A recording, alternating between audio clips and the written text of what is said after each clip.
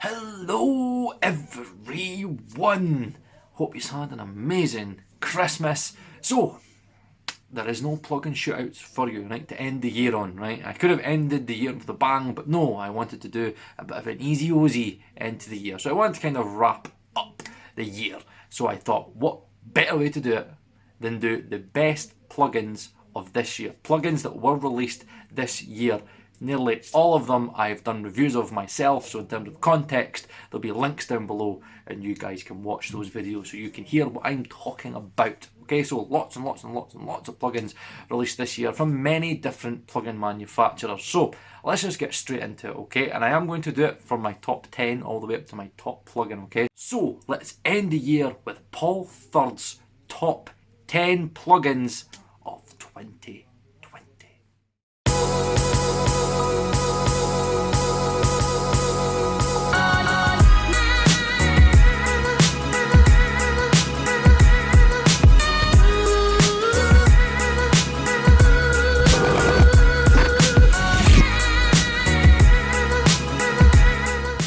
So, number 10 on my top 10 list is an amp sim, and that amp sim is the BX Rockerverb, okay? So, brainworx through Plugin Alliance released basically an orange Rockerverb 100 amp sim.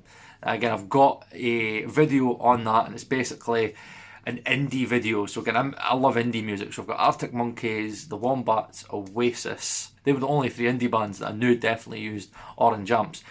So again, I used my the Gretsch as well that I got this year. It was also a good year for me as I got a brand new guitar. So my new Gretsch Electromatic, limited edition, by the way, limited edition. I don't buy cheap.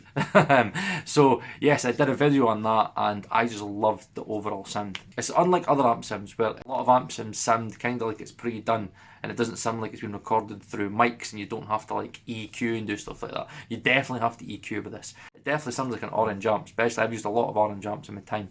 And yes, I thought it was unbelievable. If you're looking for a realistic, in the room sounding amp sim, the brainworx one is unbelievable. It's got loads of different impulse responses, and it's just, honestly, you can definitely, it's a plethora of different tones in there, okay? So, number 10, amp sim BX Rockerverb. So let's go to number 9, okay? So number 9 is Slate FG2A, which is Stephen Slate's emulation of an LA2A. It has a sound of its own. Obviously I did a hardware versus plug-in shootout. The hardware that I used anyway, which was a Universal Audio LA2A, it didn't sound like it. The TimP sounded closer, but it still has a vibe of its own. Very, very, very nice saturation as well. So as LA2A Algo plugins go, it's definitely probably one of the best Algo plugins released this year. So the Slate FG2A, even though it doesn't sound like the hardware, in my opinion, and a lot of other people's opinion, okay, I don't want Stephen Slater like sending anthrax to my door or anything, but yes, that's just my opinion. So yes, still very good plugin, so that makes number 9. And then to number 8. So number 8, Isotope RX8. It's just an amazing noise reduction suite. And I demoed it for a little while, and it was just a bit too expensive for me. But what it can do is unbelievable. And as noise reduction suites go, it's just the boss. It's the king. It is expensive, but it's one of those where I'd say it's justifiable for the money. It's just even the fact that you can basically take a record and pinpoint, so you could like isolate the vocals, isolate the drums, isolate the bass, and again the noise reduction little elements of it as well are superb. I've got the free elements. I've got the free elements version of RX, and you get like the D-clip and the D-click and the voice denoise and stuff like that, and it's high quality. It's really, really fantastic. So as much as I don't own it, I still have to say this has to be in this year's top 10. So hopefully I will own it one day. I don't know if it ever goes on a deal. I don't think it will. Maybe I just have to save up for it. But yes, Izotope RX8 definitely in my top 10. So number 7 is the Acustica Audio Coffee. Now I've already, again, I've got a video on all of these plugins, okay? So again, all links in description down below. So the Acustica Coffee is the Chandler, okay? So again, Chandler, I've got the Curve Bender and I've got the RS124. So basically, it's basically a Chandler suite. And so they sampled and they've emulated all the Chandler stuff. and it's just an amazing. It was actually, it was kind of probably after the Magenta, it was probably the first plugin that I was like, yes, I'm really starting to get into this Acustica audio sound. It's an amazing sounding suite. Basically, you put anything through it, it just cleans up. It's this kind of hardware unit. It just makes everything sound better. The compressor's the same. It cleans up very, very well. It's got a nice punch to it. The top end's amazing. Again, if you use this like a 12K bell, mwah, really, really super sweet top end. It's very clean, so it's a thing. It doesn't work on everything, so I do prefer a little bit of grit and a little bit of colour. So again, you will find I use Magenta, and I've been using Camel quite a lot, but it has its place. Sometimes on certain vocals I'll use Coffee over the Acustica Magenta, which is the massive passive. I will use that quite a lot. So Coffee's got its place, not in every mix, but in terms of a whole suite, all the Chandler stuff sampled really well. The cleanliness and just that's all I can say about it. It's a fantastic, fantastic suite, and it definitely has to be in the shootout. So, number 7. And what would possibly beat that? Number 6. This definitely had to be in the list. It was the DMG Track Comp 2. Now, I do have an ultimate drum bus compressor shootout, and genuinely, I had Slate, I had Waves, I had Acustica, I had as much. I mean, even I'm pretty sure I had Overloud in there as well. I threw as much into that shootout as I could. And in nearly every case, right, and in nearly every shootout, the DMG Track Comp 2's compressors won out every time. It's basically, to me, the best compressor bundle you can buy. It's like 90 quid or something like that. It's ridiculously cheap, and every single emulation in it is honestly superb. To me, in terms of algorithmic compressors, they're the best I've ever heard. The DMG Zener is probably one of the best compressors on drums that I've ever heard. The way it just like keeps that snare in a drum bus and just keeps it. It doesn't dip. It doesn't again do that sucky thing where again it's like the compressor's getting fed by the snare and it's ducking the snare. It just made everything sound better, and it was just amazing. Honestly, it sounds amazing. So DMG Trackcomp, if you have not tried it, I totally suggest that you try it, right? It's got DBX, it's got 1176, and not just an 1176, one of the best 1176s that I've heard. DMG Zeners, there's LA2As and stuff like that as well. It is unbelievable. The API as well, honestly. Mwah. Chef kiss, right? One of the biggest chef kisses of this year. DMG Track Comp 2. You've just got to try it for yourself. Honestly, try it out. It is a bargain for the amount that you're getting. So, that's that. So, the top 5, okay? This was quite hard for me to pick because these are plugins that I genuinely use on like all the time now. Number 5 is now fixed on my mix bus, so will be getting used in every single mix. It's the TimP Lbus 2 version 2. He brought out a version 2 which had the gold can in it, which I didn't use. I preferred the original. The downside to like the third party like Nebula stuff is you need the full Nebula. And Nebula 4 costs around, I don't know, is it £200, £300, maybe £300, closer to kind of around that ballpark. But there is a plugin marketplace. I know there's one on Facebook. I picked it up for 80 quid, right? Honestly, right? You can sell, if you've got Acustica plugins, you can sell licenses, but there's only like a maximum amount you're allowed to do it. So if you do buy an Acustica audio plugin, you can sell the license on, but it's only so much that could be sold on for. So I picked up Nebula for 80 quid, and I know another person, due to that recommendation, went away and got Nebula for 80 quid on the plugin marketplace as well. So you do need Nebula to use the TimP stuff, but honestly, it is, just watch that shootout, right? It is genuinely an unbelievable plugin. It's unbelievable. And as soon as I tried the TimP, and I tried it the Access Analog, is it the Logic one, the X Logic one, the rack mount unit, I was like, yes, that's the sound that I want on a mix bus. And then when I heard the TimP, my god, not only can you get it to sound almost identical to the hardware, I think it sounds slightly better than the hardware, and that is saying something. And if you do have Nebula, I think it's like £25. Honestly, guys, if it's SSL you're looking for, you need to get into this. If you really want to hear plug-in compressors done right, convolution sampling, TimP, you need to check it out. You need to watch that video, okay? And beating that is the plugin I've mentioned quite a lot in the shootout, is Acustica Audio Camel, which came out this year. And basically, it's a Trident B-range console, and it's also like a CalRec console as well. It's got CalRec compressors and Calrec EQs, and it's got the Trident B range as well. It sounds unbelievable. It's a certain sound. I actually use it for all my low end bass, kick, and anything else that I think is going to kind of be predominantly low end. I use Camel. The Super Comp is probably one of the best compressors that Acustica Audio do. It's one of these compressors that just gets the transients right. It's got a great punch to it, and in terms of a colour box, it just does it. And then in terms of the Trident B range, I love it. The sound of that. It's almost if you use it for the Trident almost sounds like you're putting your source through a guitar pedal, like a really, really thick, goopy overdrive. Goopy is maybe the wrong word. Maybe it's like a thick overdrive, but it just sounds very thick. And almost like putting it through a slight chorus. Now you can get I used to use choruses back in the day when I was playing guitar, like for guitar solos and stuff, and it'd kind of thicken up the sound a little bit. Kind of like that. That's kind of the sound that I think it gives me. So on guitar solos, I use it on guitar solos now to kind of combat against the magenta. I still use the magenta on main guitars, but for guitar solos, I just love the sound of it. It's got a tone, and I can't remember what, I can't sometimes go back and forth on the low end. I think it's the Calrec that I use in the low end. I've normally just got it set in a session template that I use, and I just go straight to it with everything set up, and I just kind of manipulate the knobs from there. But I think it's the Calrec in the low end. And I would definitely suggest that you check out that Camel video as well, because I do kind of go very in depth with it. And from that video, you're actually going to hear why I moved to Acustica Camel for low end and why I started using the Super Comp. Unbelievable release this year. So that was number 4. So the top 3.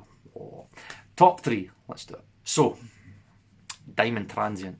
To me, Diamond Transient was a game changer for me. I actually had 3 parts on it. I delved into it that much.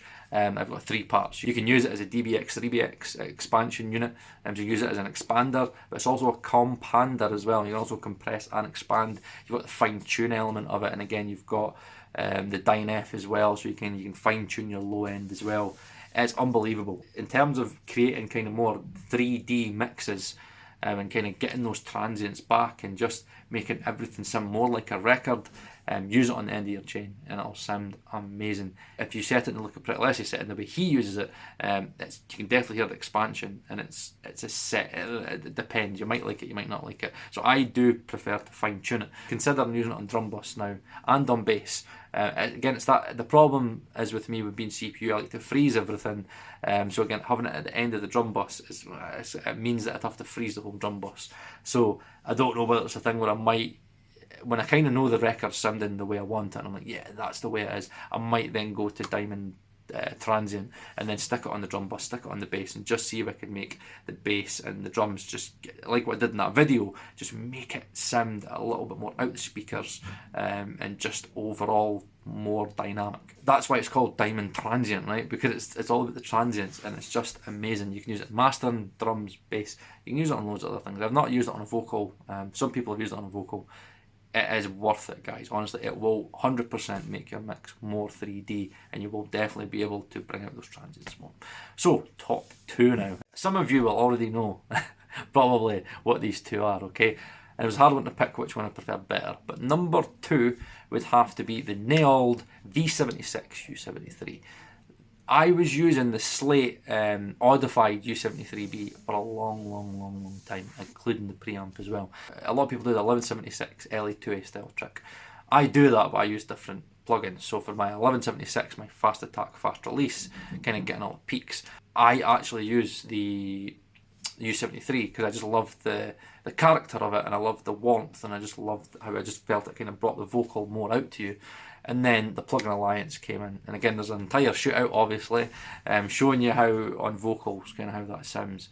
And for me, it does what the Slate does, but it adds clarity. It's something in the linear frequency response where it just makes everything sound clearer to me. Everything just, the vocal comes out at you, but it's a little bit more clearer. And again, I love the harmonics and saturation as well. And it just basically took the Slate, everything I loved about the Slate, and just made it better. And it's fixed. It is absolutely fixed on my vocals. If I have it on, have it off, I miss it. I'm just like, I need to have that on. I need to have it on. It's almost my perfect 1176 style plugin for that use. So we are at the number 1 spot.